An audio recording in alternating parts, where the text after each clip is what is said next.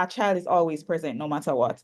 And for that, I think we all should, as the theme says, we should all stand against child abuse, because I don't think any child deserves that. Right? So I chose this evening's theme. I'm allowed to share screen, right? Yes.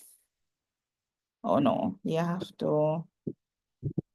The host has to disable. You disable sharing screen. Go ahead. Okay, thank you.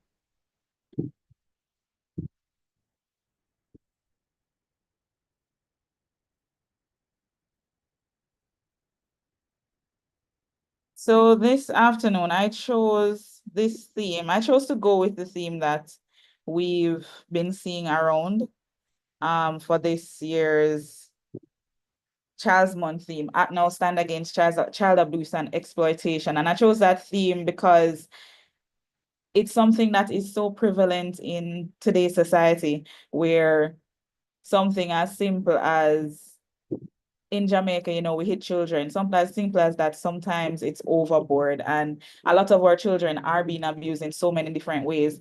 And even though we may know what abuse is, I want to go in detail about the different types of abuse, the different types of exploitation that exist, because some persons really don't know. If you're not exposed to it, you don't know, and you may not think that that is a form of abuse. And I think it's important that we're all educated about it and things that you can do and the signs that you can look for, etc. But before we start, I was told that it's children and adults that are here. So I have a little icebreaker that I wanted to share with you guys, or to, for want of a better word, play with you guys, just to get to know everybody. If there's a child around you, you can have them open the mic to answer the questions, or if an adult wants to answer the questions, no problem. Questions for everybody. Now, it's called Would You Rather. So I'm going to read a question, would you rather this or that? And I want us to answer the questions. Whether adult or child, doesn't matter. It's for everyone. So here goes. And guys, for the record, I don't like presentations where persons don't talk. I want everybody to interact because we can learn from each other, and that's important for me. So open your mics, talk if you have anything to say as I go along with the presentation. We want to keep it not just you listening to me, but also hearing from one another, right? So first question, would you rather be able to run super fast or jump super high?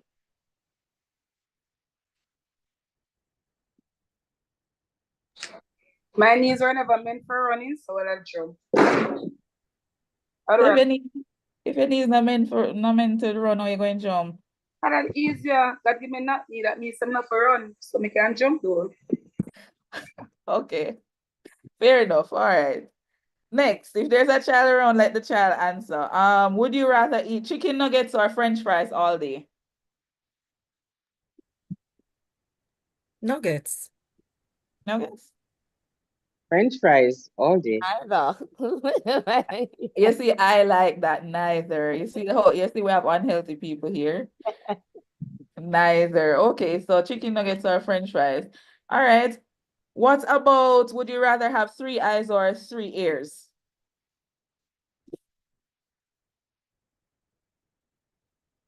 Three eyes or 3 ears?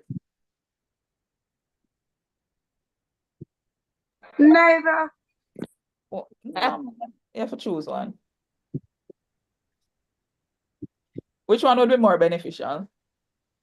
Ears. For me, it would be 3 eyes. 3 eyes? I hear ears. I'm blind right now. I could use some more. No, I would say for me, I want 3 eyes, because right now, as you can see, I have 4, and the 2 what I was born with, not so 100. So if I add 1 more right here, so, and it's 100, I feel like I'd be okay. All right, last so right there with the girl. All right, last one. Would you rather read a book or write a story? Where are my PEP students? Write a story. Write a story, okay. So you rather people read your story? Yeah. All right. For me, I think it's both. I like to read and I also like to write. So for me, I think it's both. All right, that's great. So now let's get into it. What is abuse? Anybody?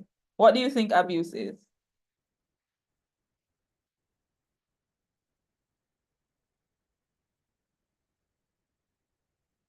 Anything that comes to your mind at all. It doesn't have to be a dictionary meaning what you understand from the word abuse.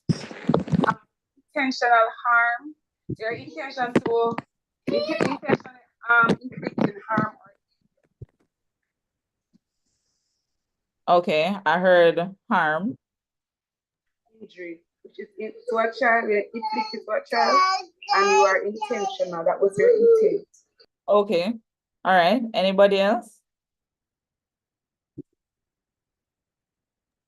Can it also be an unintentional act of harming All right, an individual or all right. child? Unintentional act of harming an individual. Okay. All right, so we're going to go with our dictionary definition that says child abuse is any action that harms a child physically, emotionally, or sexually. Right? So whether child or just the word abuse, it's any action that harms someone, whether it's emotionally, physically, or sexually. Sometimes we can unintentionally harm someone, yes, but does it classify as abuse? Because, for example, just because you said you gave that definition, for example, if your child, for those of us who have children, if your child came home and said, and you saw a cut on his or her arm, and it's a big enough cut, you can see it, it's red, probably was bleeding, have a band-aid, and you ask the child, what happened? And the child said, oh, Tommy pencil scraped me when I was walking by. Would that be abuse to your child? Would you consider it abuse? No? I mean, we're talking here now, so if you say yes or no, there's no wrong or right answer. I don't think that would be abuse. Right, because accidents happen, right? If the following day the child come back and have a neck scrape on them other hand or in them face, is that abuse? When you ask them say, is Tommy do it again? What would we think at that point? Tommy have a problem. Tommy have a problem. I like that. Problems. All right, so Tommy have a problem, and therefore we would have to take the steps to go find out what's happening with Tommy, right? Through the teacher, that is. Right. So abuse is not necessarily well, for Tommy probably have reasons why he's doing it without realizing he's doing it. So with children, it might be different. And that's something a lot of persons don't tend to understand, that the way how adults view things and the way how children view things are two absolutely different things. Because as children, even though you may have, for argument's sake, an 8-year-old, and you think that, okay, my 8-year-old is mature and they understand certain things, and they'll understand what I'm saying. And in truth and in fact, that 8-year-old heard what you said and understand it in a different way. So we also have to be careful how we explain things to children, because children are not adults. And even though our children may be mature, they are children. Right? So as we go along, we'll get more into it. Now we're gonna go into the types of child abuse, and we're gonna talk about each of them separately. Because as I said before, not many people really understand what each of these mean. So first we have sexual abuse. Now, sexual abuse is a sexual activity with a child by an adult, adolescent, or an older child, right? It does not always have to be an adult. It can be a child that is, this says older child. Personally, so don't quote me, but personally, I think it can also be a younger child, because if you have a child that's 12 and a child that is 11, touch your child, who is whether male or female, that is still going to be considered as some sort of abuse if it continues to happen, right? So, but as the dictionary says, any sexual activity. Now, sexual activities are, there's a lot of different types of sexual activities, right? And as we go along, we'll go into sexual grooming, but which also falls under sexual abuse. But with sexual abuse, no matter who that person is, and I'm going to give you an example, real life scenario soon, but no matter who that person is, once that person touches you or touches your child inappropriately, and we also have to be careful of what we teach our children, because, for example, the situation, I don't know if anybody else heard of it, with the child at John Rollins, right? It was in the newspaper, and the child explained that he was teaching the little girl good touch or bad touch. Now, how many of you teach your kids good touch or bad touch?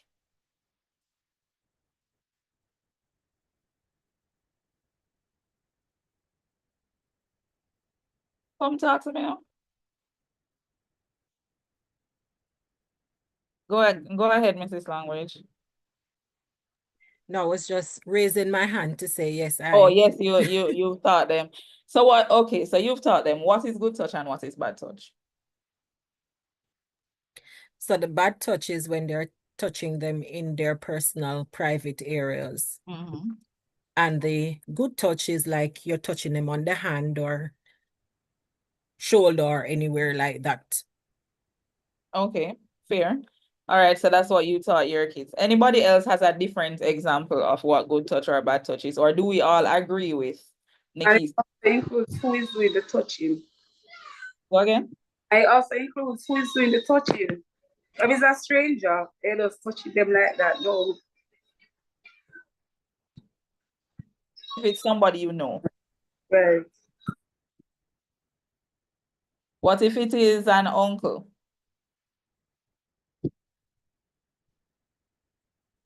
Does it still apply? Yeah. Yes. Once they get the child uncompatible, yeah. So when Well, we explain, it's blood or because the child is uncompatible, especially when I hear describe it. Well, yeah, we're going to talk about it. okay, all right. So go ahead, Miss Berry. Thanks. Thank you. So growing up for me, I don't have any children as yet, but I remember just like learning about it. It was something that I distinctly remember learning about. But in terms of I remember feeling uncomfortable. Something would seem off.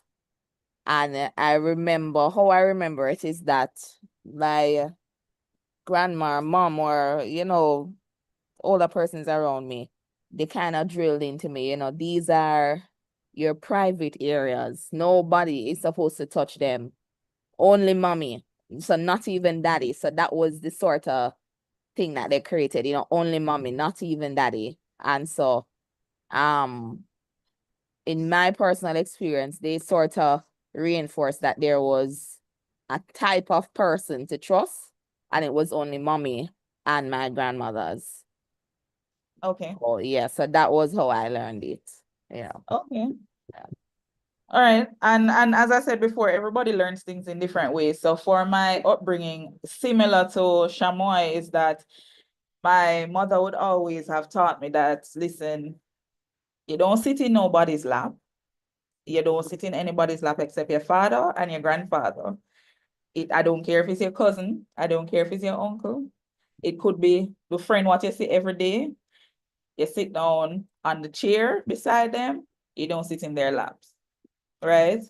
As it comes to bathing as well, I was taught the same thing. As a little girl growing up, my father bathed me until, if I can remember, maybe I was about 4 or 5. And then that's where it stopped. And my mother would have to bathe me, and she taught me how to bathe myself, because if I go to somebody else's house, I am not going to ask them to bathe me. And these are things that, and not everybody raises children the same way. So persons might be different, and I would love to hear from different persons how they raise their daughters and sons, because as I said, we can learn from each other. So that was something that was non-negotiable for us. And if we were caught sitting in Uncle John lap, it's problem. And my mother don't rap. My mother and my grandmother don't rap. But them are gonna live with. Like that is non-negotiable. You don't play. And if them hear about anybody at school and you're sitting too close to them or this and that, that's a big problem. Right? So teach your children about sexual abuse. I was having a conversation with someone the other day, and big woman, and she said to me that the children nowadays are so exposed.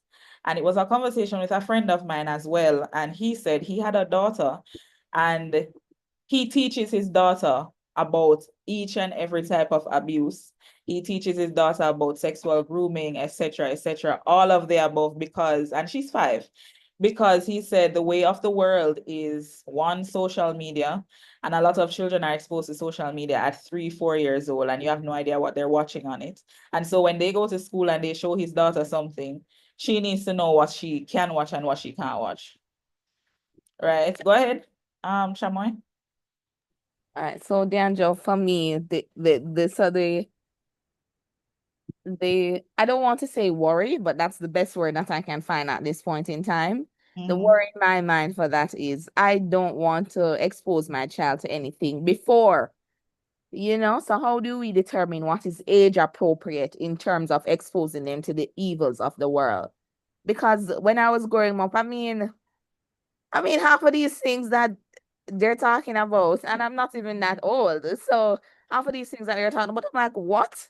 That was I not even feel a the same way. concern when I was growing up. Like, I feel the same way. I think the children of this generation is completely different than us. And as you said, I'm not that old either. I think I'm young, but these kids make me feel so much different, because you'll be walking on the road and it's not even just sex that these kids talk about. I was walking on the road the other day, I saw a little, I think he looked like he was about between probably 7 and 9.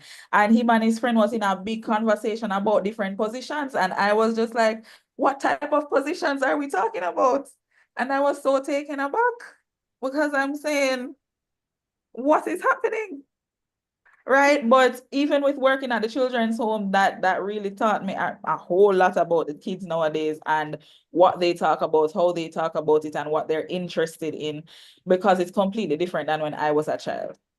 And even listening, even some simple things like listening to my parents, half of these kids nowadays don't them something, and that's just the reality of the world. Yes, Charmaine. Hi, good afternoon. So similar to Sister Shamoy's question, Leandro, it is kind of scary. I have no children. I'm older than both of you. Probably both of your ages, mine combined. But the children nowadays, they are totally exposed to almost everything.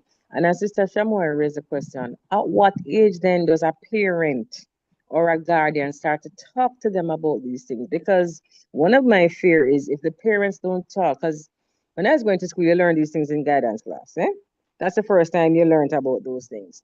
But now where we are, and with social media and everybody have a phone that's smarter than them, even the children, at what point do you start talking to them? Because if you wait too late, if you feel okay, I don't want to expose my child at 7 to this type of a conversation, they may very well be exposed to it at school and or through social media. But you would Yeah. want to be the first person to be talking to them so that when they get exposed to it, at least something that you would have said to them would have resonated so they know good from bad. And I think that's the dilemma for parents and guardians in today's world. At what point do you then start to have this conversation with your child? I understand. And that's a question, trust me, I get that question so often. And it's a conversation amongst my peers who have kids, because I have a friend, for example, her son is 5, and she said the same question to me. She said he's watching a cartoon, and by chance she walked by as the cartoon was talking about bisexual or two or gay men being the fathers for the child. And she said to me, he's 5, he's 6. And I haven't exposed him to anything like that. And he's going to ask me, what does it mean? How do I explain to a 5-year-old something I don't want him to know? And it's not an easy question to answer because there's no age that I think a parent would consider appropriate to explain something like that to a child, right? And I said, up to today, we were having a conversation, something similar to that. And I said to my friend, I said to him that, I agree that you teach your child about a lot of things, but my aunt was saying, why expose them at 6? But for me, I don't think there's any age that I can tell you it's appropriate to explain anything, any of these things, whether it might be sexual abuse, emotional abuse, all of these things, homosexuality that is a part, that is in everything that we're doing nowadays. I don't think there's an appropriate age to explain to them these things. I would be lying if I tell you, say you should do it at 4, right? There's no age. I think it depends on you as a parent, and that's just something you're going to have to think about because, as I just said, they're in the cartoons that they watch and they're on social media.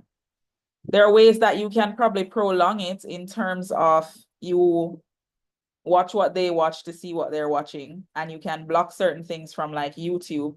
My sister has a 5-year-old and what she does is only allow her to watch YouTube Kids. The regular YouTube that we use, she actually deleted it off the tablet and blocked it because that's when they can type in what they want. So YouTube Kids don't allow that. And so that is one way she tries to, hinder her from watching certain things. But in truth and in fact, when they go to school, your parenting style is not the parenting style of, for example, her or his best friend. And so her or his best friend is watching Peppa Pig, and Peppa Pig introduces homosexuality because Peppa is whatever age Peppa is, and Peppa's friend has 2 dads, and it goes on and on in Peppa Pig. And that's just one cartoon that depicts such things. So while we can try to excuse them from our household, when they go out there, they're going to learn it at some point. And as you rightly said, Charmaine, shouldn't that be something that the parents do and not them go outside and learn it? So it's something that you're just going to have to either, one, bite the bullet for argument's sake and just talk to your kids, or you allow them to learn it at school. I mean, waiting until when I was in high school, 7th grade is when I, as you rightly said, learned about certain things in guidance class. They teach you about puberty and all of those things. And that's where I learned a lot of things. But then at that age, I was like 12, 13 years old, which at that age is when, it's kind of appropriate because that's where you're going. But these kids nowadays are young and they're exposed to so many things. And one of the reasons I think it's because we have a whole lot of children raising children. And it's a generational thing. I used to do volunteer work for my master's degree at Women's Resource and Outreach Center in Kingston. And while I was there, I was exposed to a whole different life that I don't want to say I didn't know existed, but I've never actually seen it in front of me. So it was somewhere that they had programs running for teenagers who were living in like Trenchtown, Arnett Gardens, those kind of places, and the inner city communities. And I was the counselor there. And there was this one case that I'm going to share with you where I had a mother. She had 4 children. She was roughly 20 something, early 20s. She had 4 kids. And her mother was like 40 something or almost 40. And so they both had kids young or started having children young. And she had a case of sexual abuse. And it was her brother with one of her children. And her child was like 7. her child had no idea what sex was or what good touch was or bad touch was because she didn't learn it. She was raped at a young age, her mother was raped at a young age, and they just continued as they went along. They didn't learn anything like that because her grandmother's mother was also young when she had her. And so I realized that it was now generational where children, when they have them, they didn't get any form of, for want of a better word, wisdom from someone else because their mother also had them young and she didn't learn anything from her mother, who also had her as a child. And so you have persons having kids young, and I'm not bashing anybody who has had a child young, but a lot of the children out there, they don't learn the fundamentals because their parents weren't taught. So it's very important to expose them, but you can be careful with what you expose them to as well, Charmaine and Miss Berry, because in terms of abuse, I would, and personally speaking, I'm not telling anybody to do it, but I would expose my child to the forms of abuse from a very early age because something like sexual abuse, or as we were saying, good touch, bad touch, a kid-friendly word, is something that they should know what to do in case that happens. Now imagine we don't talk to them as a 4-year-old and they have another 4-year-old in the class and they said, oh, do you want to see my penis? And then the boy takes it out and the girl says, wow, and touches it. I've never seen that before. And they don't know anything called good touch and bad touch. So touching is something that kids do on a regular basis. So we have to teach them from early about those kind of things. Right. And you can be careful in what you say and how you express it to them. That's another thing. As I said, children express themselves differently and they understand things differently. Go ahead, Shamoy. Yes, Deandra, you're talking, and I remember this instance, right? I think, to be fair, I think that I can sort of understand why parents would be hesitant in wanting to expose their children. So for my family, I would say I grew up very sheltered, right? And I remember this one particular instance where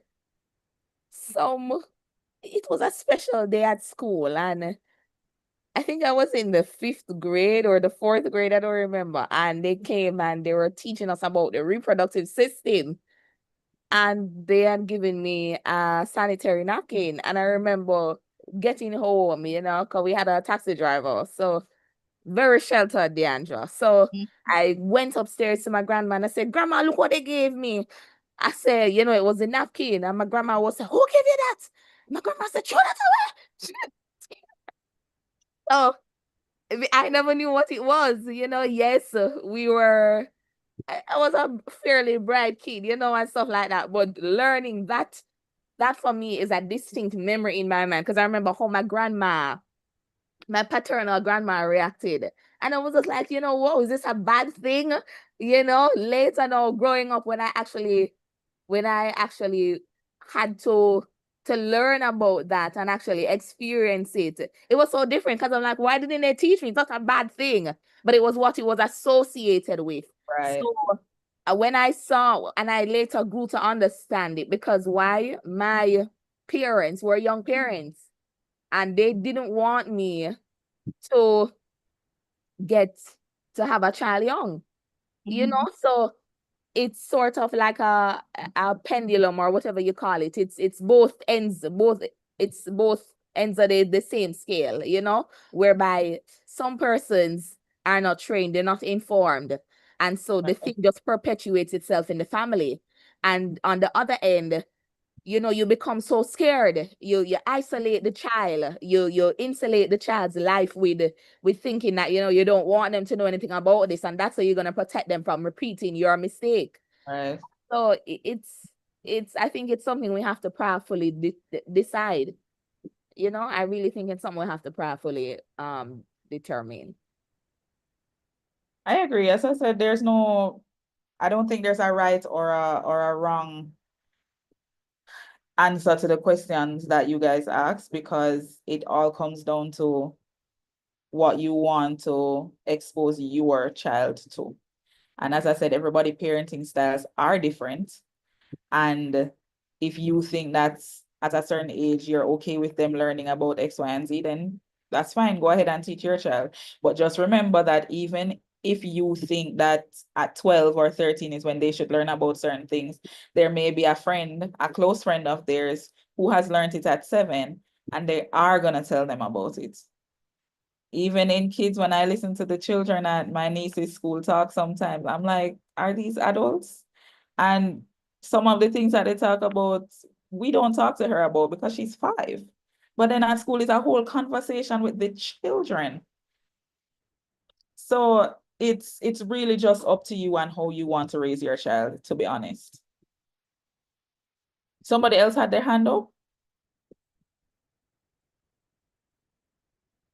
Oh, I oh, believe it was Sister Charmaine. I think it was Charmaine. I think it was a old hand, so I took it down. okay. All right, no problem. So as we move on to emotional abuse, this says name calling and threats. What are some examples of emotional abuse that you can think of?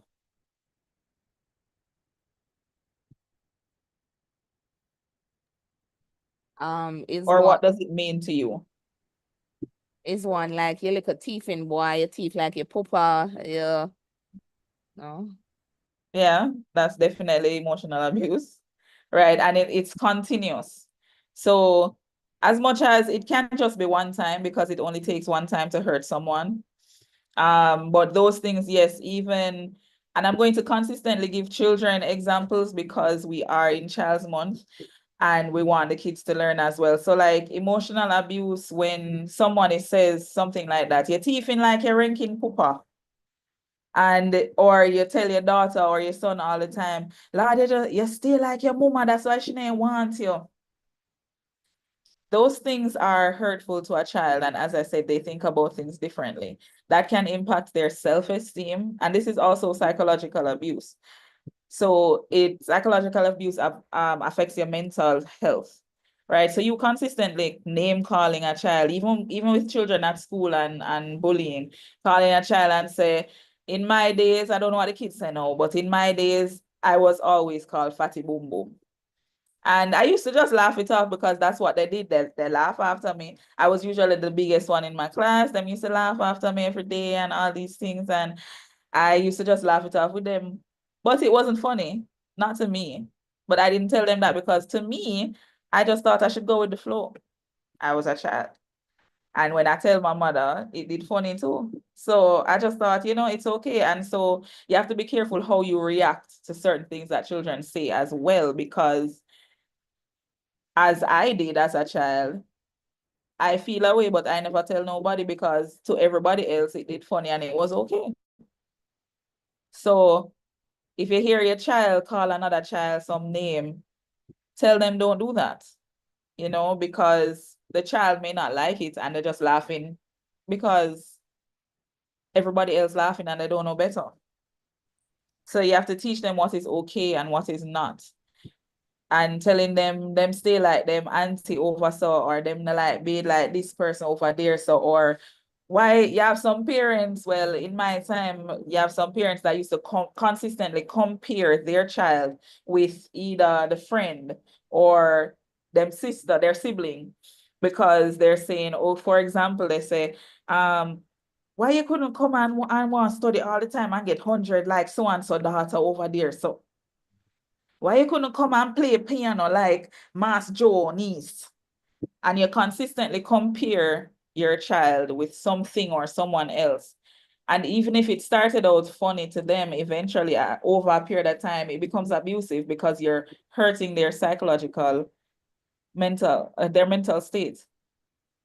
Because consistently telling them that, one, it can lead them to believe it, right? And that can also impact their self-esteem as they grow older. And then you wonder, why it is that that Deandra, all of a sudden she starts staying in her room all the time. I don't know how I do her, yeah, man. Me just left her alone, come I can't bother. And we leave it there. We don't try to find out what happened before. We don't try to find out if it was something that we did. Because sometimes as parents, a lot of parents don't like to take responsibilities for things that we say to our kids that affect them. Yes, Charmaine? Just to piggyback on what you just said about things that parents and their guardians like to tell their children in sometimes jest and even the comparison, because you will find that they also compare one child to the other and trying, in some instances, they think that they're really trying to get Charmaine to recognize that, hey, you need to do better. And so you see your sister went to that high school and I wanted to go to that high school too. And so they do that at times in a bid to try and spur the child into action, but not realizing that by doing that, you're doing one or two things or two things. You the child now becomes rebellious, possibly develop this animosity towards a sibling that they're being compared against, and they never see themselves as a child that mommy or daddy love because I am not good as John or I'm not good as Jane, because that's Right. all I hear every day. Why Mhm. can't I be like John? Why can't I be like Jane? And so I think while we have to recognize that that is something that as parents, guardians, we need to be mindful of what we say, not just comparing them to other children, but also to their siblings. Right. That's a very good point, Charmaine. And there are different ways to say things as well. It's not, we don't have to compare them for you to bring the point across. A lot of persons also lack the communication skills in how to talk to children because we don't have to say, we don't have to compare to our sibling, to their sibling to explain something. We can create different ways, different in how we not just communicate with the kids, but to show them. So instead of saying, boy, you can't get 100 like sister so-and-so daughter or Jackie, we can just realize that, okay, on the report, it seemed like they were doing poorly in math. And if I am not somebody who can do math as the parent or the guardian, let me find out who can. And we try to see if we can either one, set up extra classes, or two, we find if we can't afford extra classes, maybe we know same sister, we know sister Jackie daughter is good at math and she passed this level. Let me see if she would have let her come over maybe one evening a week.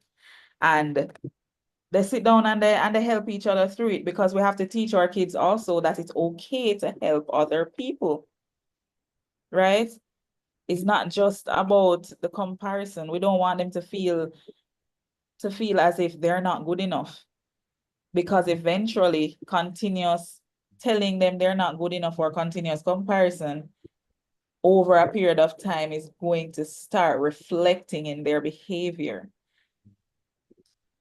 They may resent someone in the family for what is happening to them.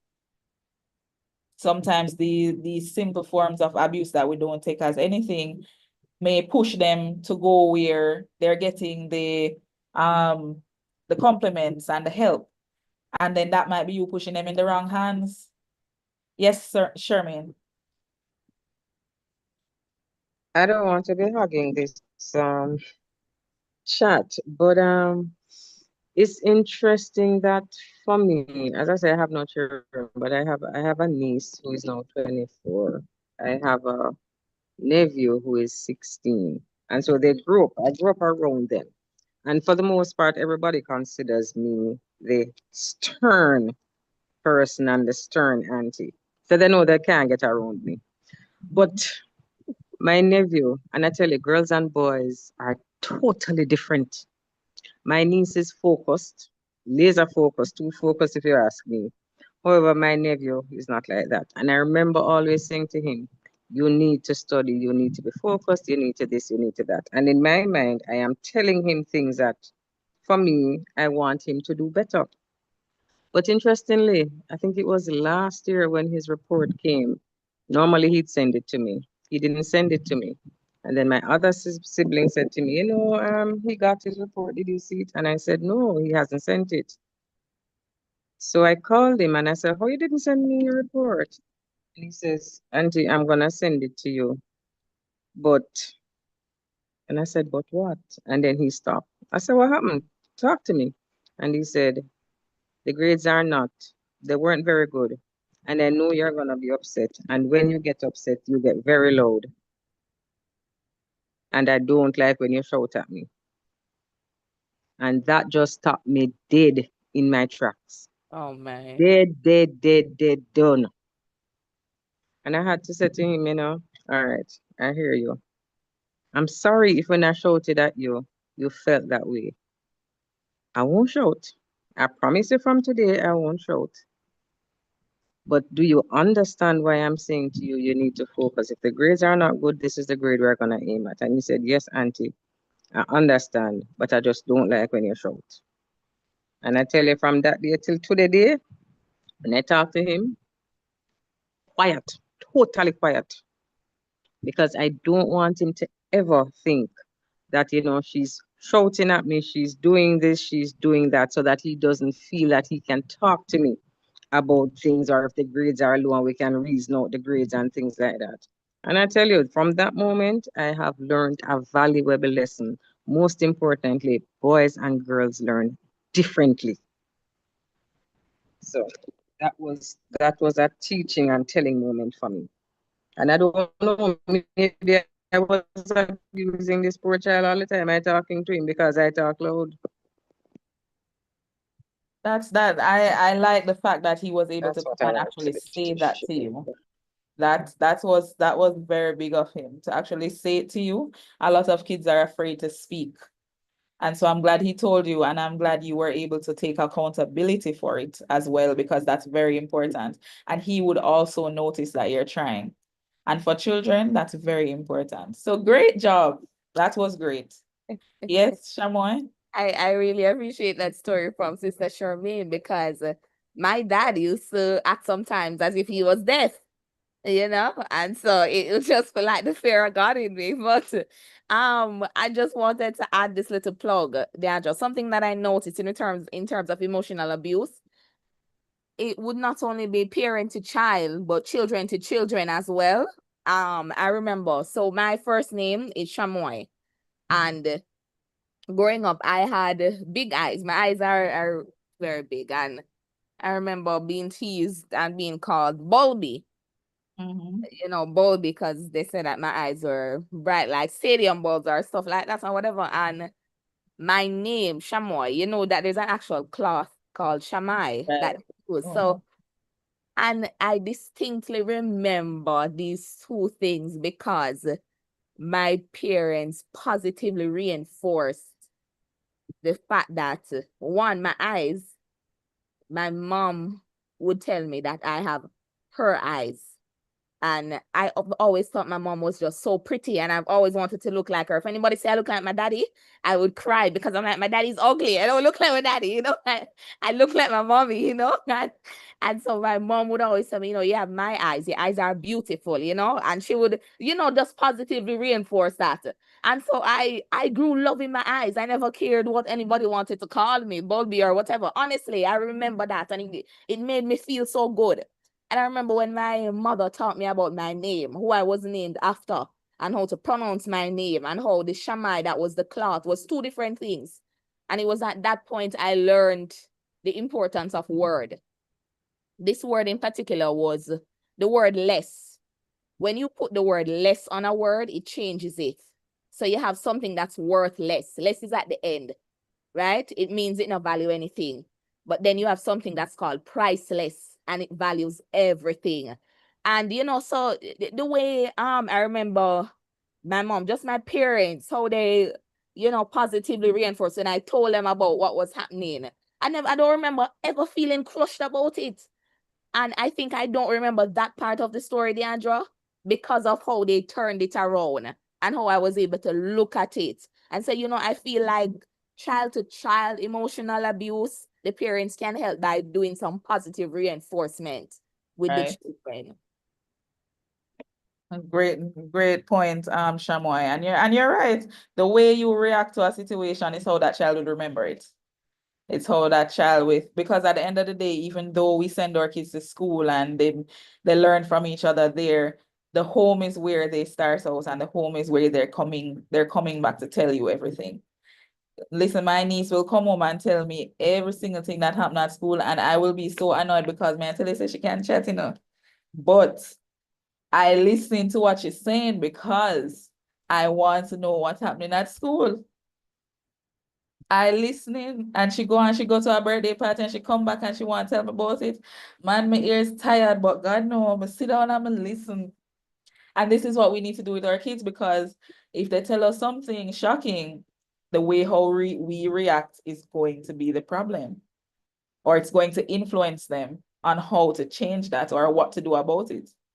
Right? So if when Shamoy come home with her eyes and say, oh, them call her eye them big like stadium bulb and bulby, and then her mother and father was to say, then girl, she say, yeah, them big for true.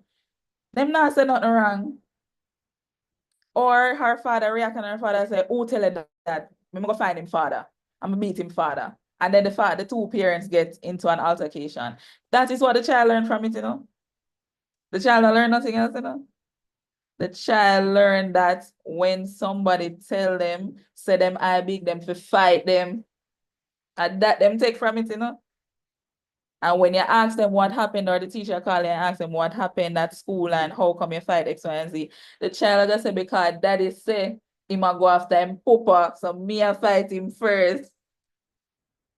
I see, it's serious and it might sound funny, but it's true.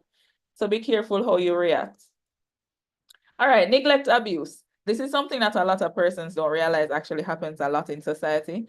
Not providing the basic necessities for our children, providing food, clothing, shelter, and love. Now, a lot of persons classify love as different, very differently. And I'm going to focus on the love aspect because not providing the basic necessities is self-explanatory for us. And right, it's just self-explanatory for us. But the love part of it, because everyone shows love differently, we might not realize that what we're doing may not be showing love. So, for example, I have a cousin. I remember a situation. I was much younger, but I remember a conversation my grandmother had with my cousin. He had a daughter very early in life, and she said to him that, listen to me, you and her mother may not be in a relationship. However, just buying her clothes and taking her to buy candy or whatever she wants in a store is not considered love. Yes, you're providing, but she, as the child, is not going to consider that love. The love is going to be when you take her for ice cream and you sit down and you spend time with her and you talk to her and you laugh with her and you listen to her about her day. That kind of thing is going to be considered love for the child. Right? So everybody loves persons differently, yes, but remember that we're talking about children. And it's how they would consider it. So just because they get excited because you buy them a new bag or you buy them a new teddy bear, they're children. They like those things. Anything to create fun they're gonna appreciate it. But when the toy mash up and throw away, what are they going to have left? So that is a form of neglect when you don't put in the effort into doing things with our children. So they may like to watch, for argument's sake, Paw Patrol. And you really cannot sit down through Paw Patrol, you can't bother. They're going to remember that they spent every single day watching Paw Patrol alone.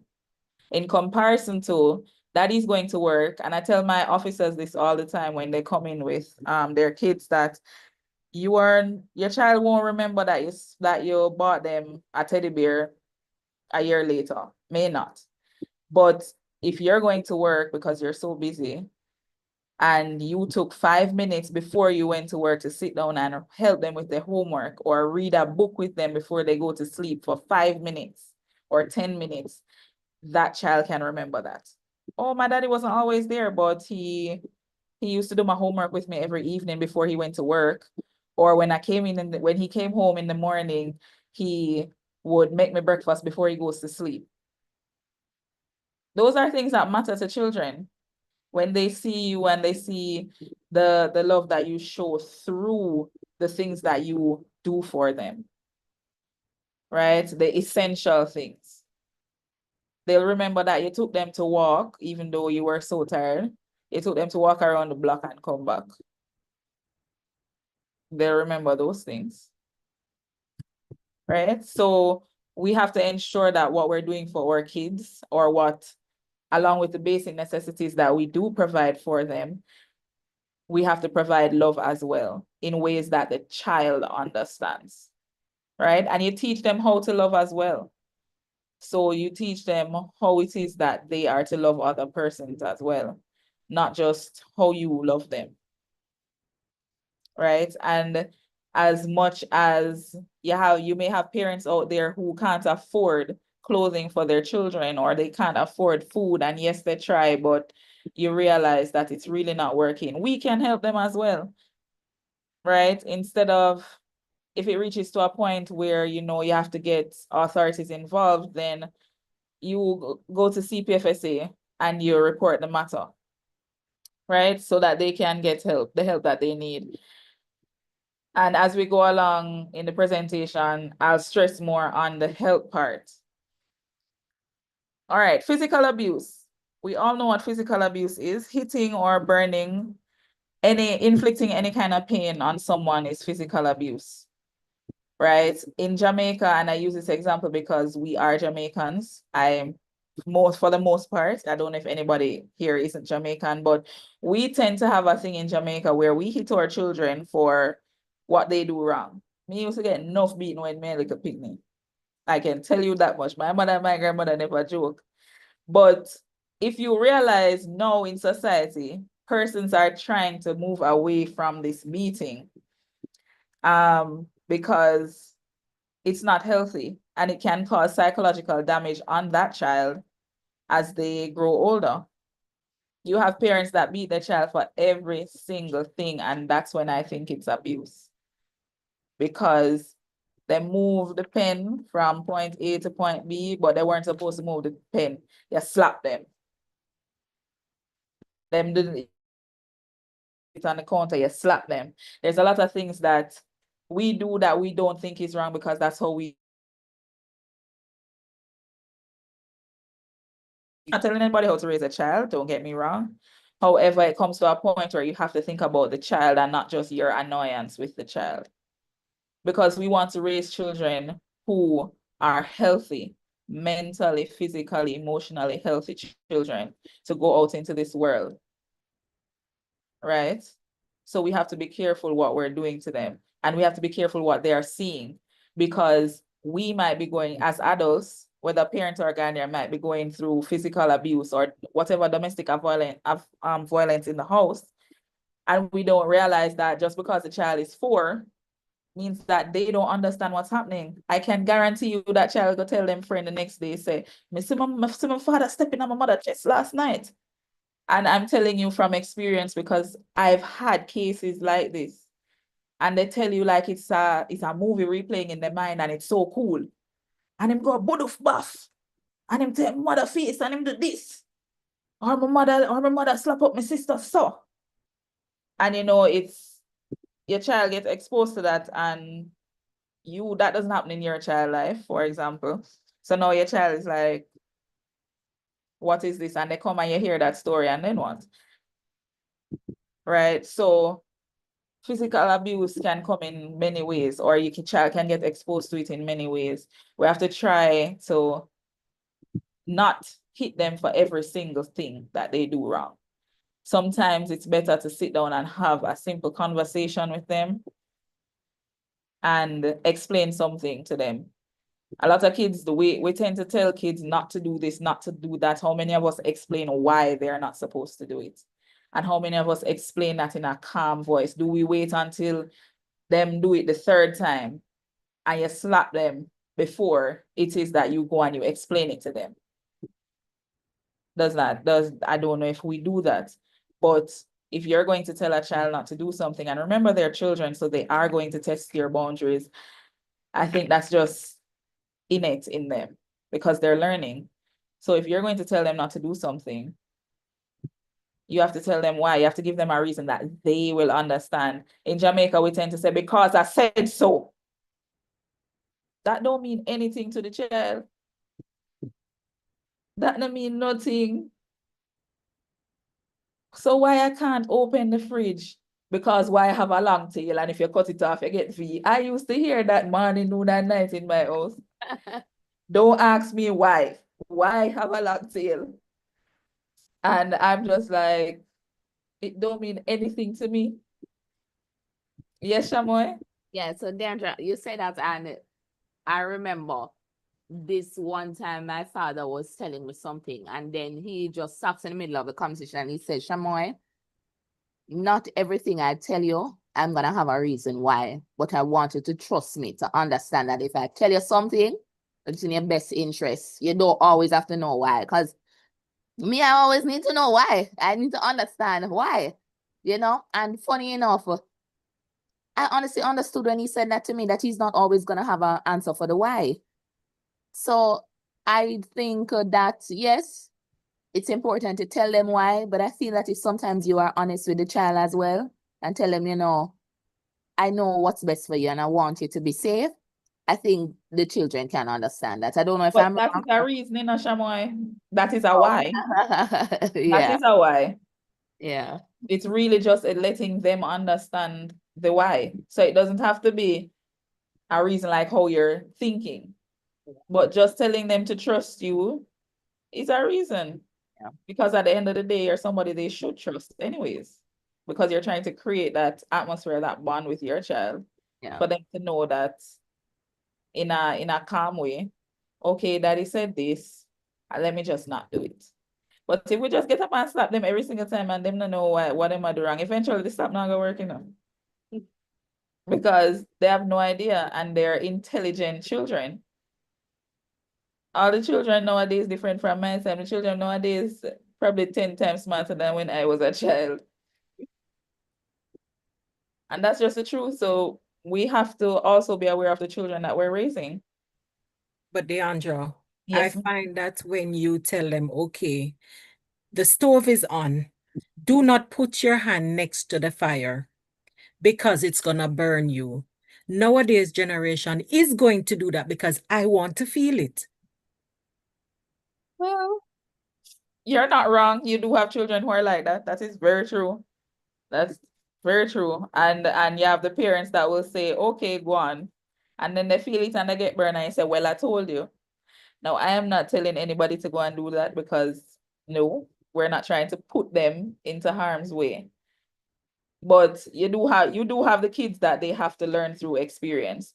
Maybe you can find another way around it and hope that it helps. So instead of letting them touch the fire, which they may try, you show them a video. They learn through, I find that these kids nowadays, they learn so much more things through the videos that they watch because they don't watch cartoons like us. Well, a lot of them don't. My niece, she watch her cartoons, but they like to watch the videos where you have the children in it, the real children in it, talking, and they're talking about this and that, or playing this game and that game.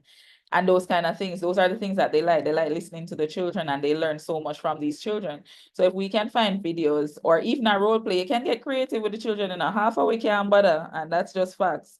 But you can get creative and actually create a role play that the child will enjoy, and chances are they will learn from it. And it's also a way to bond with your family. But they learn differently than we did back in the days. And so you have to figure out what will work for them before they actually touch the flame. All right. Now there are other types of child abuse, criminal exploitation, where children and young people are manipulated and coerced into committing crimes. So I didn't know this existed until, I mean, I knew it existed, but I don't think I paid attention to how young children were when they're exploited. The same Women's Resource and Outreach Center, when I used to work there, that place taught me so much things that happens in the world that I had no idea that existed. Criminal exploitation was one of them because they grew up in these inner city communities, and at home, maybe mommy can't afford to feed us, or so the neglect was there on that aspect of it, or daddy in prison, mommy works long hours. So they stay at home with the younger siblings. And so what they end up doing is in order to help mommy, because we're hungry. So in order to help mommy feed me and my baby brother, I hear John Mark say that the Don from over so looking for children, and we're going to get our money if we do what him say. I don't know what him going to tell me to do, but me I go try it. And me follow my friend because peer pressure is real. So I follow my friend, go to Mr. So-and-so, and then him promised me $500. And I get the $500 if I can go and, for argument's sake, or want of a better example, fist down so-and-so son. And I do it and I get my $500. What do you think happened after that? You think him just gonna take the $5 and go and feed him brother and then that's it? No. That's where it starts. Sometimes they actually send persons to go and look for the kids who they want to do these things. And it doesn't have to just be inner city communities. It can be for whatever other reason there is. And so that's how criminal exploitation comes about. And then you have children going into the system.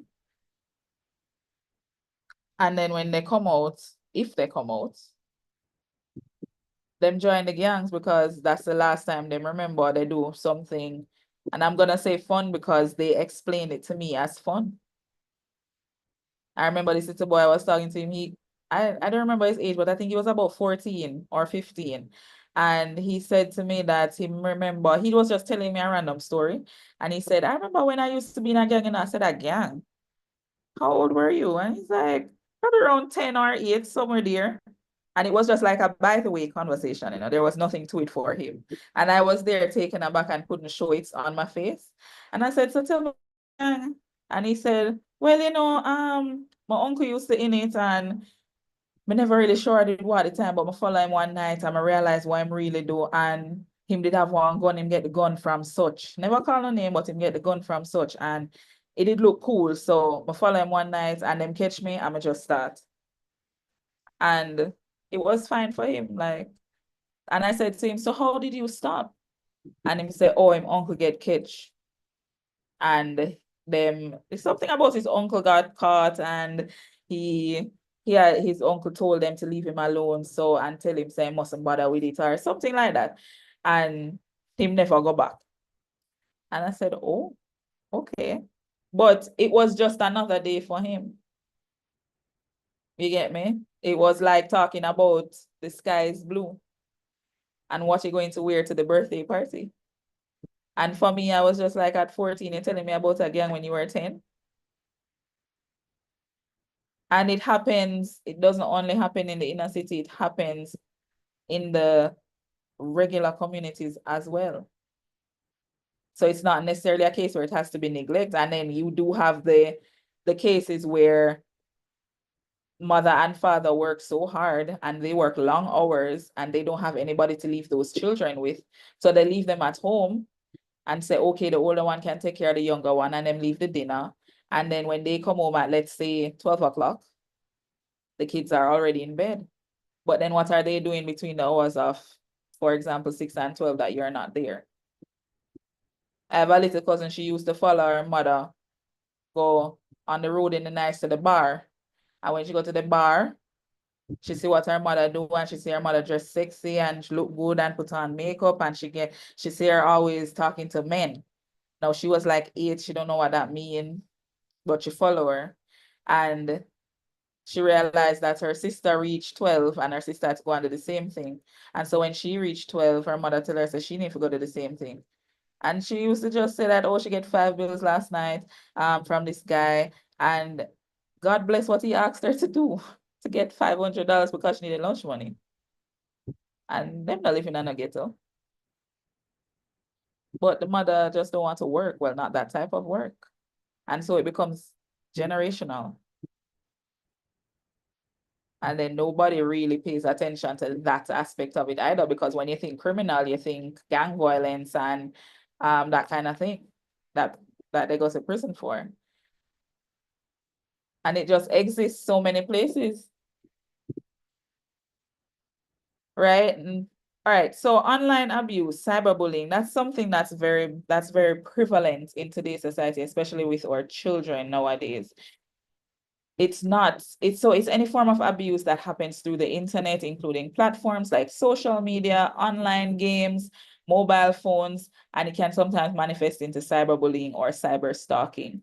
Now, online abuse is something that you have to be very careful with your children about, because while you think that they're just sitting down watching these shows on social media or like YouTube, or you have the games nowadays where the video games where when they're playing, you can actually, it's a whole group of them playing and you're talking to them through the headphones and those things, and but that's when these predators attack these children, because they are gamers too. And so you have no idea when the children headphone is on and them play the game and them talking, pay attention to what them saying, because okay, it's just a game. But what are they really saying on online? Right? And each day they come online and they talk to them about something personal. Hi, I'm John, and my favorite color is blue. And this is just argument's sake. I mean, these kids nowadays have way more intelligent conversation than what is your favorite color. But, and then tomorrow they come online and they ask another question, and then now they become best friends. Remember, this is online, they have never met. But they groom them. And that's where we come in with grooming underneath it. A sexual predator builds a relationship with a child or an adult to abuse and exploit them. They build a trust, but use it to control, isolate, and abuse their victims emotionally, physically, and sexually. Right? So these online persons, they start out with simple things. And they realize that, okay, this one seemed like they're liking the questions. Let me just continue along that path. And you have some persons who sexual groom kids all 2 years, before they actually reach the point where they make their move. And that's because you want them to be as comfortable with you as possible. Right? I don't know how many of you know the song Romain Virgo did with a little girl, Tisha, Dirty Man. I thought that was one of the best songs he could come out that children and parents could relate to when it comes to sexual grooming. Part Yeah. of the song. Go again, Shamoy. Yeah, I know that song. You dirty man, you dirty man. Yeah, Something man. like that. Yep. When he came on stage, I heard it when he came on stage at Sumfest one year, and he came on stage with the little girl and he sang that song. And I said, yes, this is such a great initiative for the little girl to come on stage and sing that song in such a large crowd, because you can reach so many people with that crowd like Sumfest. Yes, Smith, Valin. Good evening, Doc. How are you? Good evening. I'm good, thanks. Wonderful. You just said that a person can be grooming an individual for a minimum of 2 years before they make a move. Is that what you're saying? No, not minimum. I'm just saying you have some persons that do that. All right. I may have missed it because I stepped aside for a couple of seconds. Okay. The grooming part. What does it look like? Is it paying school fee, giving money for backup, driving in a car? What does it look like? Because It can be all of the above, or it can just be for sexual purposes. So it depends no, on what they realize the child may lack, as well as it can just be a a pedophile who just really likes children, sexual acts with children. and so, but you're speaking to a Christian audience right now, but suppose the goodness of a heart, we're assisting a child. Mhm. How do we determine, observing now, that this is just from the goodness of our heart Mhm. and not trying to groom this person? How There's can we signs determine the difference between There's either signs that action? you can look out for, or there are signs that you can definitely look out for when it comes to sexual groomings. I'm getting to that, but because you asked, let me just go into it from now. So some signs includes, for example, based on your example that you're giving where you help a lot of children, you tend to have to try to maybe avoid certain situations. So groomers, a lot of the groomers, try certain things in certain environments. So for example, you're at church one day and you're helping a child, for argument's sake, with their homework. So you know you have to sit beside the child and you're explaining to them X, Y, and Z. The child says, I'm gonna go and use the bathroom. Okay, fine. That predator, this is a chance for him, skin catch a fire.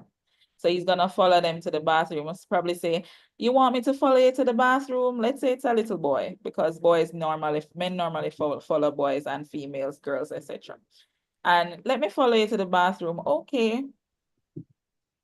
Mr. Smith follows my son to the bathroom. And instead of turning the door behind him, he goes inside to watch him pee. Right? And you come out back. But it's Mr. Smith and this is church, so it don't look no way to the child, right? And we do this again at the next time it happens. And then he goes home and he tells mommy, Mr. Smith followed me to the bathroom again, but he doesn't go in any detail. No, it's on the parent to say to that child, no. When he say follow you to the bathroom, did he go inside with you and help you pull down your pants or something? Or what did he do? Did he stand outside and wait on you? No, he just watched me pee. And then he pulled up my pants over my bottom.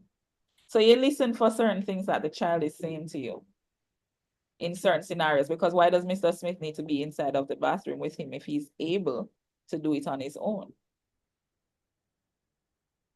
Does that make sense? Am I making sense? Mr. Smith? Yes, it does, ma'am. Yes, it does. Thank Okay, you. so that's just one such example. There are many other examples, but something as simple as following a child to the bathroom is something that we have to think about, right? And we can teach our children that, first of all, teach your children when you're sending your children on the road, you teach them appropriate clothing to wear. And if your child is unable to pull up their pants by themselves, if it's a girl, you send them in a dress with a little tights. If you are not going to be there, if you get what I'm saying. Or let them come out of the bathroom into the open and pull up the pants and say, okay, can you button it for me? So you teach them, okay, you pull up the pants all the way and you hold it at the waist and you go and you ask if you can button the pants. Because in buttoning a pants, you don't need to do anything else. But as a parent, you listen to what children are saying and how they're saying it, and you ask questions to get more information from the child on what is happening. That's just one such example, right? There's others where you have persons that want to bathe your child, right? So you leave them at home with Auntie Tracy, and Auntie Tracy, you leave your 8-year-old at home with Auntie Tracy. Now your 8-year-old can bathe themselves. But Auntie Tracy is determined to bathe Teresa every time she go to her house. Or every time Auntie Tracy come over to stay with me, Auntie Tracy wants to bathe me. I can bathe myself, Auntie Tracy. I told her I can bathe myself, but she wants to bathe me. And then you go again and Auntie Tracy come back and she won't bathe you again. And this is for both male and females. We tend to put a lot more emphasis on males with females, but it can go either way. And that's just the reality of the situation, right? You may have a teenager and them find a friend and they go over to the friend house all the time. You know the parents, you trust the parents, you go over to the friend house all the time. But one day the friend uncle come over and of course the friend trusts their uncle. And they left uncle there with them. And uncle said, come, let's go for a drive in my BMW. And everybody happy, let's go for ice cream with uncle so-and-so in the BMW. And your child not used to BMW or him start offering things and the child knows say, okay, boy, mom is struggling right now, or I like the car man life. I had a child tell me that when I was teaching. I was teaching on this exact topic of sexual grooming, and the child said to me, no, miss, me like car man. And this child was like 15. And I said to her, what do you mean by that? And she said, my mother said that I need to learn how to get Carman from now because I can't do without a Carman in the future because she don't drive. So who going to pay for this? Who going to pay for that? And if him can drive, it mean him have money. And she taught her child what cars to look out for. And that's a whole different scenario, but I'm just saying these things actually happen in real life. Right? So some persons look out, as this says, they look out for what maybe you may lack, and then they use it against the child. And it can happen whether online, in person, it can be the person that you think is just a friend, it can be the person that is closest to you, it does not matter. Predators don't care.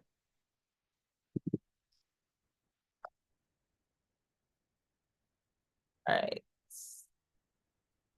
I'm gonna go through everything else. Give me 1 second. Sorry, let me turn on the light. 1 second.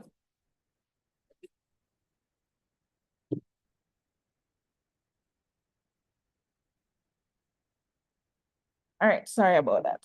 Signs of abuse. What are some signs of abuse that we know about? What does abuse look like to you? The signs. If How do it's we know? Go if it's again. physical, you'd look out for the bruising and the scrapes. Some other times you may have like cut marks. Yeah. Okay. Okay. All right. So you may have cut marks. All right. So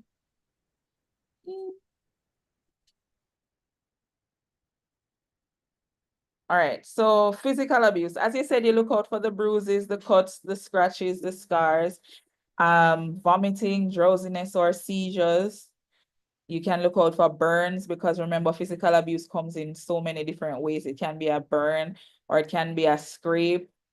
It can be a bite mark, as it says, or your child may come home with a fractured finger.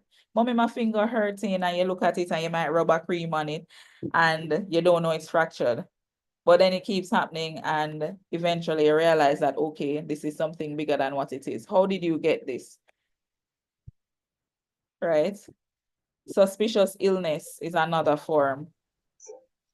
With emotional abuse, what you look out for, negative interactions with parents or caregivers. So sometimes the child may have, you're talking to the child and they get miserable and they walk away, or outbursts, violent emotional outbursts, isolation from parents and caregivers. Because remember, emotional abuse does not only happen at home. So you may be great parents, but then at school, the teacher is calling them names. The teacher is threatening to hurt them.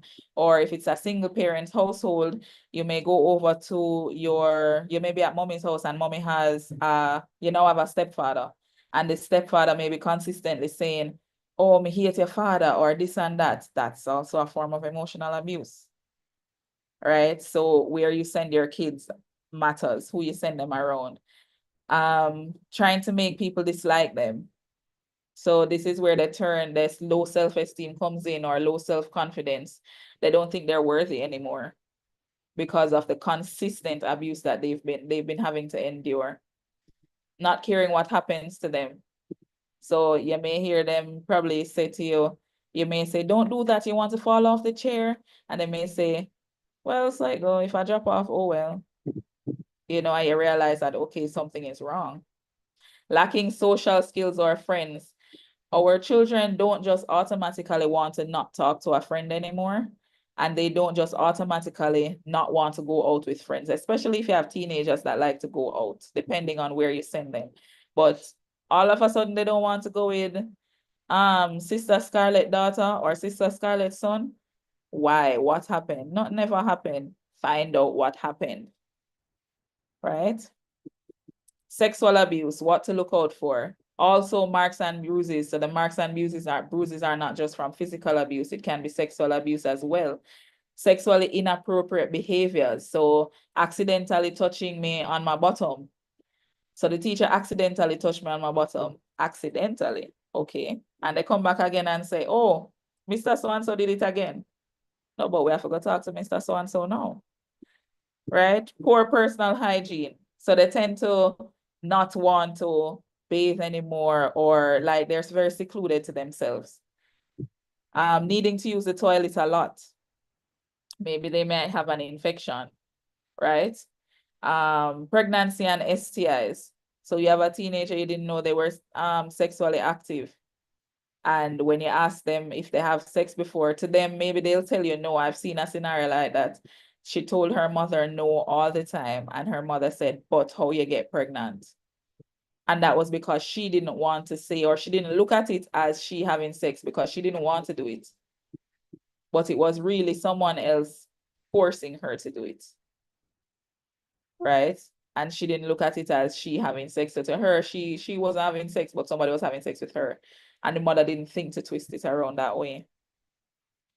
Right? Dropping hints or mentioning secrets. That is a very big one, especially with sexual grooming. When your child tells you, say, no, it's a secret between me and X, Y, and Z, find out what that secret is. Because it could be any amount of things that auntie or uncle so-and-so is asking you to keep. Right? Don't tell your mommy that we're watching porn. Or they don't call it porn. Don't tell your mommy that we're watching this video. Okay? She won't like it. Or it can be our little secret. They like to use that word, the word secret, especially with younger children. Secretive online behavior. So you tell them, say them can't play online games anymore, or they're not supposed to talk to James, who is on the online game anymore. So you delete the game and you put in a next game. They secretly download back the game, and you don't know.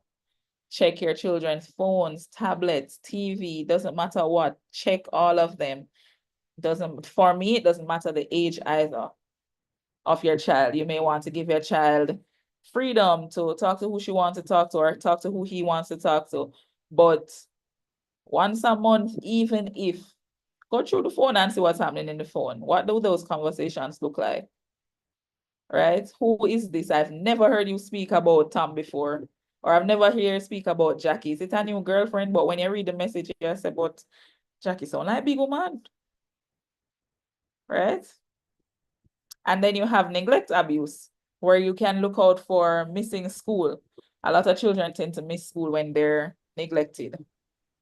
Because whether it is that mommy don't have the money to send you to school, a lot of this used to happen in the children's home that I was, where a lot of kids were taken from their parents because they couldn't give them the basic needs. And it started out where the teacher realized that the child was missing school very often. Right? So there's that, and if it is that it's not your child, but you realize something like that is happening. As an adult, I think that it's where we look out for those around us and not necessarily those who are directly in our care. If you don't know what to do, ask somebody else what they think you should do. Because at the end of the day, you don't want a child to suffer, and neglect is suffering. Right? Signs of malnutrition, numerous accidents, being hungry or stealing or hiding food, being a caregiver for siblings other than family members. So the child comes to school or the child comes to church one Saturday or Sunday, and you realize that, okay, they're always coming with their sibling. And you've always heard, or mommy has said, that they work, but you thought that auntie so-and-so or uncle so-and-so stay at home with them. But you realize that that may not be the case. Check it out. It might be right, it might be true, but it's better to know than not to know, because we don't want our children to suffer. By no way, shape, or form should a child need to suffer. And we watch it happen. Right?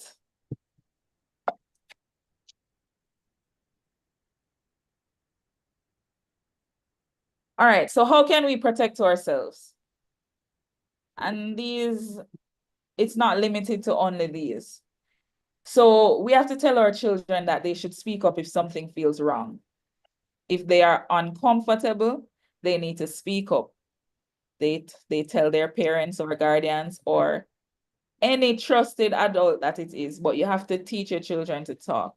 So it's like our sister Charmaine, what was it, nephew, I think, came to her and he was able to say to her X, Y, and Z. Try to ensure that you raise children who talk to you. And if they don't talk to you and you realize that you're not at that level where, because when they reach teenagers, sometimes they're not tell them parents nothing, and that's just the reality. You don't want to tell your parents everything, and that's okay. But ensure that there is somebody that your child will talk to. who you can trust. So if they're a teacher and you hear them and the teacher talking about sex one day, you know, as a teenager, and you hear the word sex come up and you realize it's the teacher them talking to, you can sit down and see if you can screech and listen to the conversation to make sure the topic or the conversation is going on the right path without disturbing it. Because if that child is comfortable talking to the teacher about it or the guidance counselor about it and not talking to you about it, you want to ensure that they're also telling them the right things, right? But encourage them to speak up. If they trust your sister or your brother more than they trust you, let them talk to them and trust that if something is wrong, those adults who they trust will come to you and tell you. Also encourage your children to say no. A lot of children think that because they're friends with so and so ask them to do something, them couldn't tell her no because she gonna feel one way, or she don't want to. As kids, you don't want to lose your best friend or something like that. If they're uncomfortable, tell them you can say no. It doesn't matter if they're not gonna be a friend anymore. You have other friends. Doesn't matter if they're not gonna talk to you anymore. This is more important. Say no. Don't let them get into the habit of thinking about other person's feelings before their own feelings in situations like this, because it can lead them through peer pressure, which is even worse because we don't know what they're pressuring them to do. Again, tell a trusted adult, like a teacher or a parent. Sometimes it can be a police officer, an older sibling that they trust. Just talk and encourage them to talk. Once they talk and you're kept in the know about the things that you need to be kept in the know about, it is okay. And to the parents or to the adults on a whole, report to the necessary authorities the things that need to be reported. There has been too many scenarios where you hear persons say, "Me not chat, come in one day here, say me say." Okay. Mr. Reed, you were saying something? No? All right. So report it to who it needs to be reported to. You can't see a child looking suffering from malnutrition and you don't want to say anything because it's not my business. You can't see a parent kick down them child on the roadside and you decide that, why am I not saying no? And in a case like that where you don't know the persons, I'm not telling you to go get involved, but alert someone who can get involved. So if that means it's the police, right now the police have something called beat patrol going on now, where everywhere you walk, you see another police officer walking up and down. Only go call the police officer. Let them intervene if you are unable to. Yes, Charmaine. As you say that, Lady Brown, one of the things that I found myself in, and I don't know why I find myself in these situations, only God knows. Where my parents live, because I grew up out East Kingston. And so there was a mother, I'm gonna call her that. She has several children, but you realize at a point, a few of them, and they're all what they call ladder children, 2, 3, 4, 5. And she's a young girl, smokes like a chimney, clearly can't provide for the children, gets help from, I guess, a relative abroad, I understood. But I found that the children weren't going to school. And so one day when I went there and I said to my mother, I said, Mommy, every time come here, I see these children, them don't look like them go to school. What is happening? And she said, they haven't been going to school. She spoke to the mother, talked to her about it. She don't have the money. But lo and behold, she was on path. But the children are not going to school. Only God knows what happens to the path money. And so I said, because I know they have this active community thing. And I said, so as everybody sees the children day in, day out, not going to school, has anybody done anything? And of course, my mother is telling me she talked to her, tell her she's going to do better, but nothing else happens. And I had to say to her, I said, Mommy, but we have to do more than that, because you spoke to her 1, 2, 3 times, you see nothing happen. There is the police, there is Siswoka, there is child agency. We have to do a little bit. I understand that nobody wants to get involved in people's what we consider to be private business, but it can't be private when you see children on the road day in, day out, and they are not going to school. They are school age children. Now somebody has to do something differently. And so I said to her, here's the thing, Mommy. You see, if you don't do it, me I gonna do it. And so all I'm saying to you, just call, just say what you see. Nobody will know where. And I guess the fear is they don't know who is going to know that is them because we live in this society where nobody don't trust nobody. And they don't know if I call and give the report, they're gonna ask me who I am and all of that drama. And she gave me all of that. And I said, Mommy, all I'm asking you to do, just call, you don't have to send a name. Just say this is what you see, this is what is happening. And eventually she did. And so they came, and I guess they would have had the conversation with the man, and the children were back at school. And I say this to say, I know there's this fear factor, real life fear factor, but we have to get back to the days when, as adults and as parents, you want the same for other children like you want for yours. And to get involved, not to tell people how to raise their children, as you have said several times on this platform, but somebody or somebody's have to at some point in time take a stand. I'm gonna do this unpopular thing, but I'm gonna do it for the sake of the children. I mean, if it's getting to a point where they're going to ask your name and DNA about you giving information, I can understand you might stop because you don't want it to come back at you. But I think we have to, as adults, take a little bit more interest and do a little bit more for realizing that just a talking with a parent who is possibly, who not possibly, who would have had children very young, so she herself doesn't even know how to parent. But then Right. the children are left to, in my words, left to suffer because they're not going to school. Right, you're so right. Back in my grandmother days, she would tell me, say, let me everybody used to look out for everybody. So if you realize a Mass John child down the road never come to school today, I will call Mass John and him say, boy, him just never have the money and him not have it tomorrow cause whatever the reason.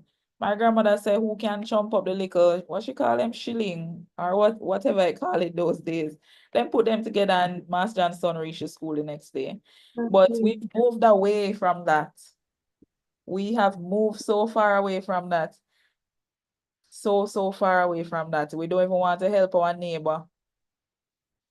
But it's funny, I tell people this all the time. Jamaicans have a thing where when them hear gunshot, them run towards it to see what happened, who did. A crash happened, them want to run and them want to video it. Them want to video the dead person and them want to do this. But right beside you, Mr. Tom daughter look like she not eat from 3 days ago. And we wouldn't tell a soul.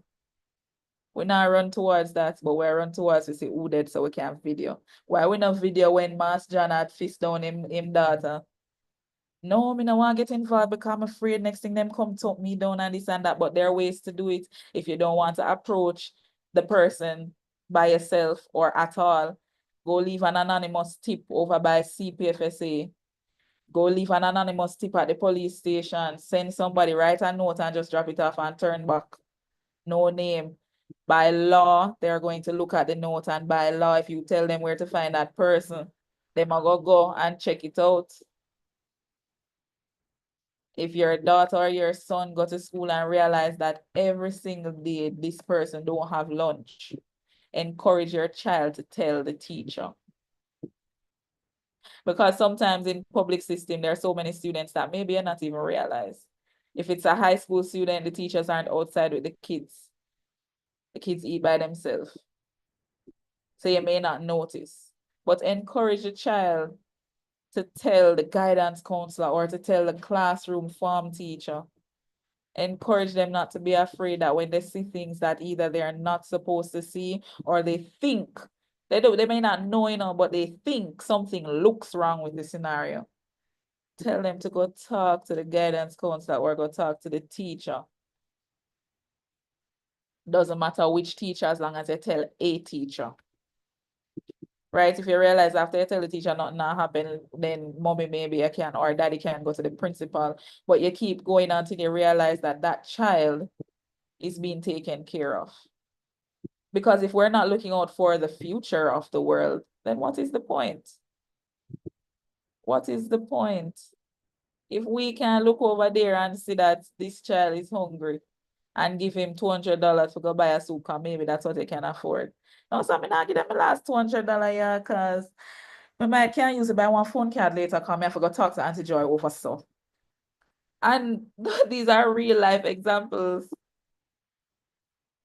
So you prefer you buy one phone card than forget the child a little cup of porridge. You know, and it's so sad. It is so sad. Every time I think about these experiences that a lot of these children have to endure, it is the sad reality of the world. But if it starts one by one, and if we can make a change in our children who are now going to be the adults of tomorrow, even if that is the only thing we can do, but let us teach them the right way.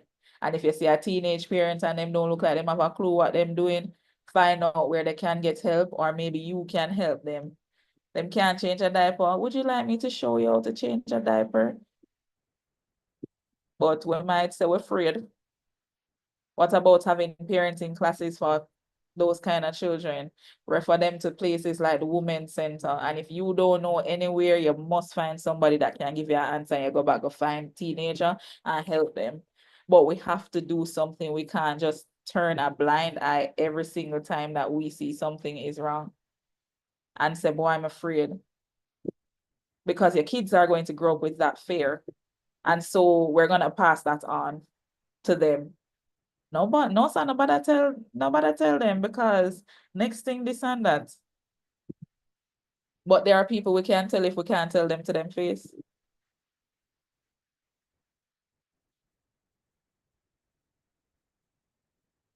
All right, how can we help others? Now, the first thing I'm going to say is listen, and that's why I've highlighted it in orange, because we tend to listen to hear and not to understand. We tend to listen, or sometimes we tend to not listen at all because we can't bother. Child come home, and as I said earlier, my niece talk like there's no tomorrow. And we tend to tune them out after a while because we can't bother with the whole long talking. But then we miss the part where them say, this happened or that happened to X, Y, and Z. We have to be able to listen and listen to understand. And if we don't understand what they're saying, ask another question to help yourself to understand. Because we can't just let it go. And we have to be able to listen to one another as well. It's not just about our kids. Our kids have friends, their friends have friends, their friends have families. So we want to ensure that when we listen to our kids, whatever our reaction or what we tell them or what we reinforce in them, when they go to school and they're sharing those things with their friends, they are sharing the right things. So it says, be a good friend and listen to others. Encourage our children or cousins or the children of tomorrow to listen to each other. Because if that child doesn't trust going to their teacher, or the child doesn't trust going to another adult with them, they're going to trust their best friend. They're going to tell their best friend. And your child may not understand one thing what the friend are talking about. But in telling you about their day, it drop in and you know what they're talking about. So now your brain needs to do something. Right? So we need to learn to listen and take everything that our children is saying, not at surface level, because sometimes then we say something and you just say, okay, all right, it's an accident and move on. And then we don't realize that because we brush it off, they might go brush it off next time too, and then probably nobody tell us this something because it's not a big deal. And that's what we don't want. Report any signs of abuse to a trusted adult. Encourage our children to talk, listen, and to talk, and to tell the right person. So we don't know what we need to expose them to at a young age. Expose them to talking, telling you or whoever else, whatever guardian, about whatever is happening. Encourage them to talk. Expose them to saying the right things to the right people. Expose them to calling 91119, sorry, if there's an emergency. Write down the different helplines that they can call in case something happens, fire station, police station, you name it. And you teach them how to use the phone so they can make the phone calls. And you put it on the fridge. They don't have to guess what to do in an emergency or any case. Those are things we can expose our children to. Those are things we can talk to our children about. Who to call in case something happens on the road. So your child takes a taxi, no problem. What happens if the taxi break down or the taxi meet in an accident? They are not hurt, but their friend is hurt. Who do they call first? A lot of our kids have cell phones. Do they call you first? Do they call the police? Do they call the fire station? Expose them to those kind of things that will readily help them. Join school or community programs that promote safety. I'm not sure if every side of the island has these things, but it's something you can look into. There are clubs at school. Decide what clubs your child can join that will help them in life. If your church has programs, for argument's sake, parenting classes or anything like that, get other persons involved in it as well. Get your children involved in it so they can know certain things or help others. And then if it's a situation where you have listened and you have no idea what to do, but you can encourage the person, even if it's a parent, to get professional help because you don't know what to say, encourage them to do so. If they want you to go as far as to make the appointment for them or be there with them, that's not something I think we can't do. Each one has to help one. Teach your children to help others, but you also have to show them that you're doing it as well. Right? So let them see you doing these things so they can also be encouraged to want to do them as well.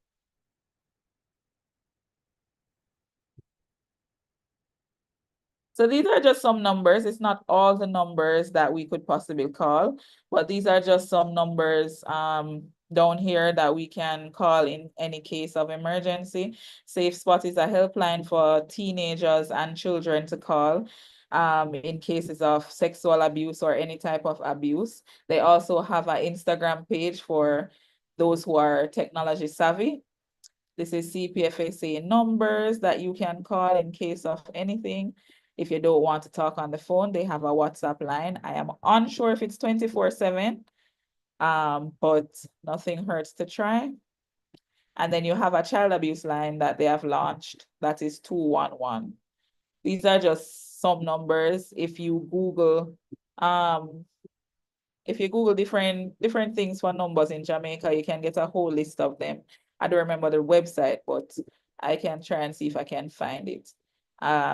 And use up, as much as some persons are not technology savvy, I encourage you to at least know how to use, whether it's Instagram or, well, maybe Facebook. I'm not a fan of Facebook, but Instagram or TikTok is now the thing that's going along.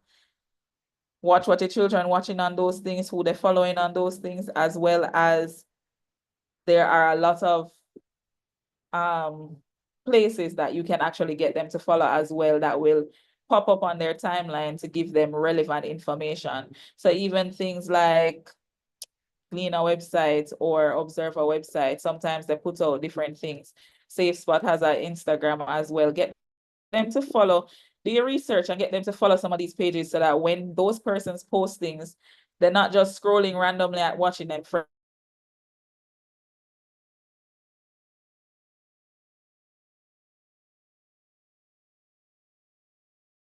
so might not be into technology, but your child is into technology. Get into technology as best as you can. All right, so what is Jamaica doing? And I'm almost finished, guys.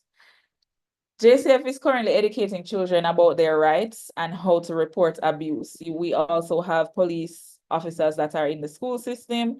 You have police officers that work with community safety and security branch who actually go out into these communities and have like the police youth club and partner with the church, the different churches, the different schools to do things that will encourage children and teach them about different things in life and what they can do in case of whatever it is that comes about. Encourage your children to either join the youth club if that's something that you'll allow them to do, or listen when it is that those officers come into the school system, because it can also be the way your child reports their friend is being abused.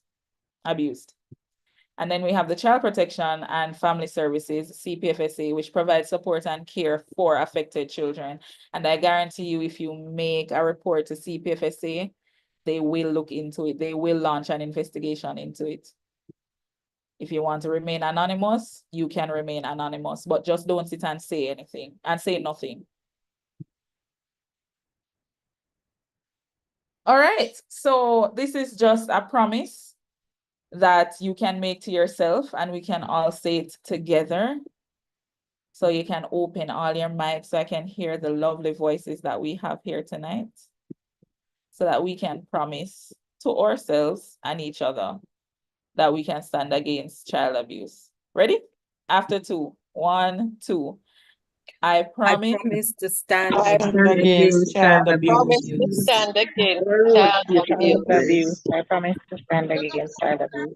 And it's not just for saying and argument's sake, guys. As I said, I have a passion for children, and our children are suffering. And we have to learn to stand against the child abuse. We can't just sit down and say, okay, it's Child's Month and we'll stand against abuse. And yes, I am for it. And you sit down in your house and you're for it. And you just hear saying, I am for it. And then tomorrow come and your child comes say something and, yeah, man, you're for it. But guess what now? You're for it at your yard. You're not for it nowhere else. And it can't work. So just like how we teach our kids to speak, we also need to speak. All right, do we have any questions?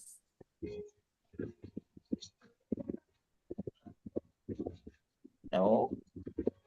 Anything you would like to share?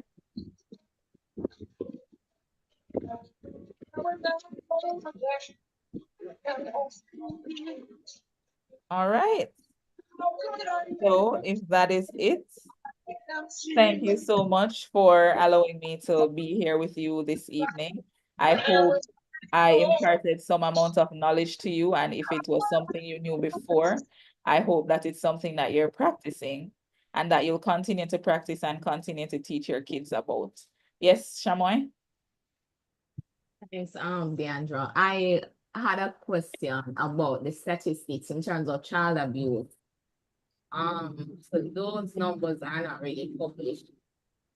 And there's also a concern that I have regarding our sex offenders registry. I believe you would have heard about the incident the other day with the 9-year-old Fergan from Joe Blaine. Is there anything? I think there's something that we could do as a community in terms of getting that registry published or whatever.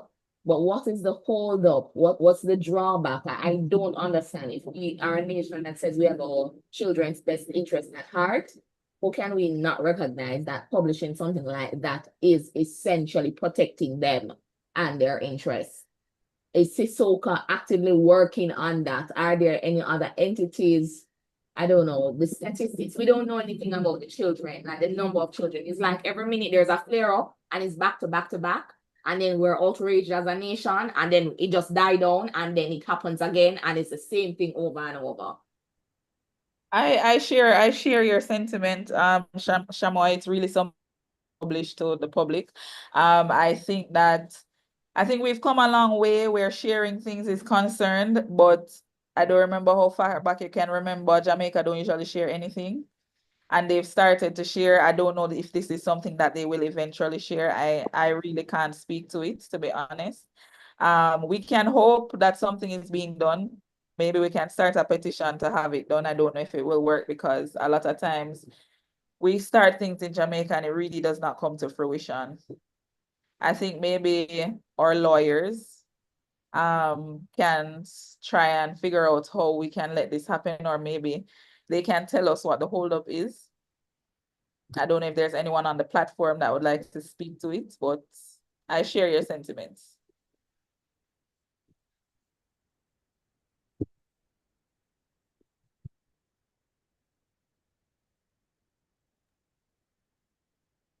Deandra, do you have the numbers for Sissoko to share?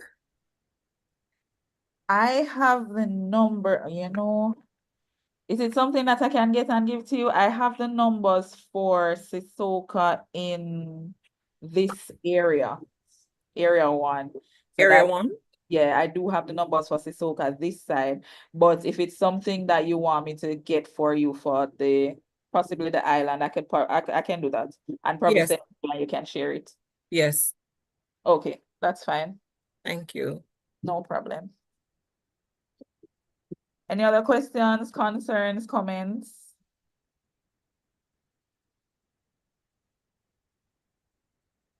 Well, if that's it, thank you guys once again. So if there's no other questions, we will now move to Sister Charmaine to do the vote of thanks. But before she comes, let us acknowledge the presence of Reverend Smith, our host pastor, and his wife present on the platform.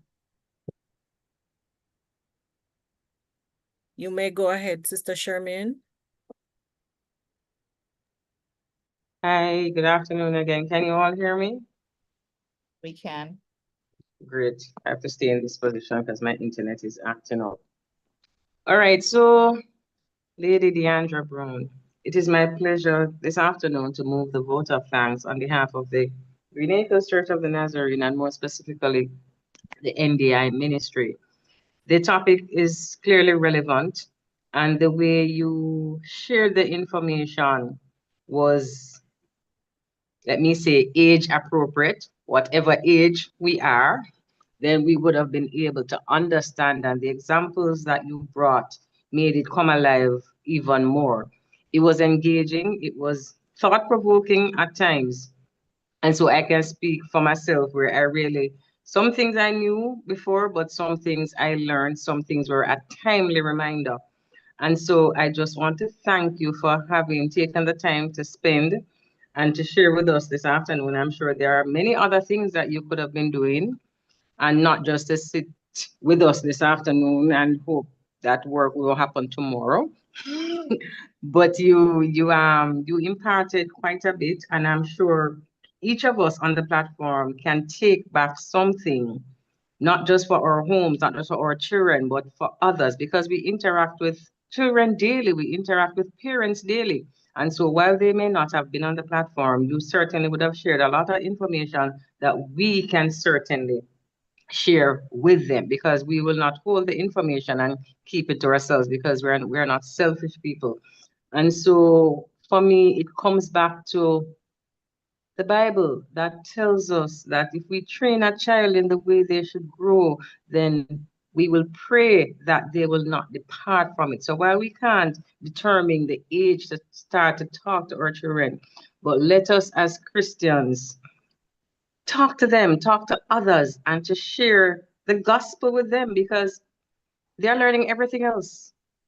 And so that is something that they must learn. And so when godly parents grow godly children, we'll have a godly nation. And hopefully we won't have a repeat of what is happening to this Jamaica land we love.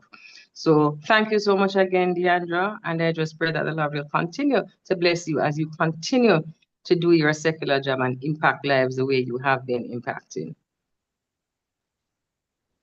Thank you so much for that. And it was a pleasure to be here as well. When Nikisia asked me to do it, she said Children's Month, and I said, really? Oh, this is nice. Because it's another opportunity to, as you said, impart knowledge for those who didn't know, remind persons for those who did, and learn if you didn't know something. And sometimes each one has to teach one. So I'm happy to do it. It was a pleasure. And I hope that you learned something from. I actually learned, I didn't know about this safe spot helpline for teens. That for me was something I learned this afternoon. So thank you so much. Okay, not a problem. I do hope you guys enjoy the rest of your week, and may God bless you all. Thank you. And to the other persons or guests and or colleagues online, We want to thank you for being a part of this presentation. The presentation was done connected as well on Facebook Live as well and YouTube. So for those who were not present, they can go and rewatch the presentation in their own time. I thank you for being here, and we want to bless you as we close out our platform.